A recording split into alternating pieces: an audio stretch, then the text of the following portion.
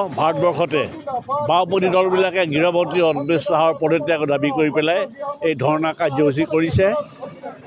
গতিকে আমিও ডিব্ৰুগড়তো CPM, CPI, RCPI আৰু CPI-ML এই ধৰ্মঘটৰ কাৰ্যসূচীত আমি কৰিছোঁ।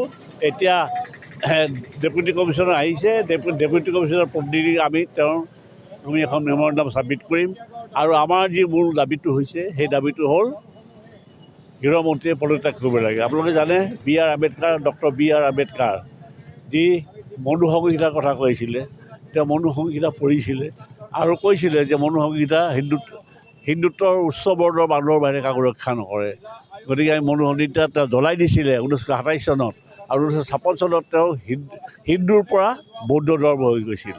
আৰু তাতে গৃহমন্ত্ৰীয়ে যোৱা লোকসভা অধিৱেশনৰ সময়ত এই গৃহমন্ত্ৰীজনে অপমানসূচক মন্তব্য কিছুমান কৰিছে, যাৰ আমি বিৰোধ কৰিছোঁ।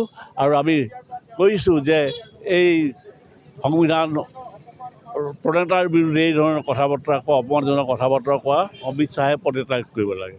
এই আজি কাৰ্যসূচীৰ মূল কথা। ভাৰতবৰ্ষতে বাওঁপন্থী দলবিলাকে গৃহমন্ত্ৰী অনিমেষ চাহৰ পদত্যাগ দাবী কৰি পেলাই এই ধৰ্ণা কাৰ্যসূচী কৰিছে। গতিকে আমিও ডিব্ৰুগড়তো CPM, CPI, RCPI আৰু CPI-ML এই ধৰ্মঘটৰ কাৰ্যসূচীত আমি কৰিছোঁ। এতিয়া ডেপুটি কমিশ্যনাৰ আহিছে, ডেপুটি কমিশ্যনাৰ প্ৰতিনিধি আমি এখন মেমৰেণ্ডাম ছাবমিট কৰিম।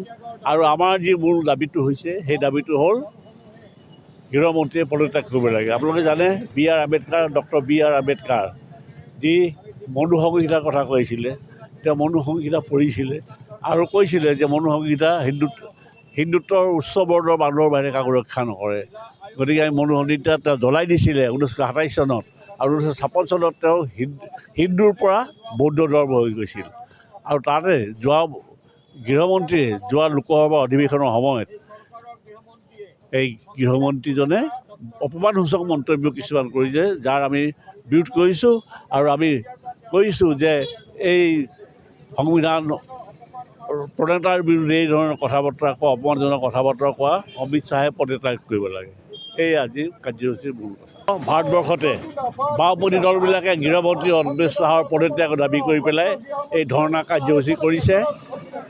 গতিকে আমিও ডিব্ৰুগড়তো CPM, CPI, RCPI আৰু CPI-ML এই ধৰ্মঘটৰ কাৰ্যসূচীত আমি কৰিছোঁ। এতিয়া ডেপুটি কমিশ্যনাৰ আহিছে, ডেপুটি কমিশ্যনাৰ যিকোনো খবৰৰ বাবে যোগাযোগ কৰক 7099017330 লগতে 7099017110 নম্বৰত।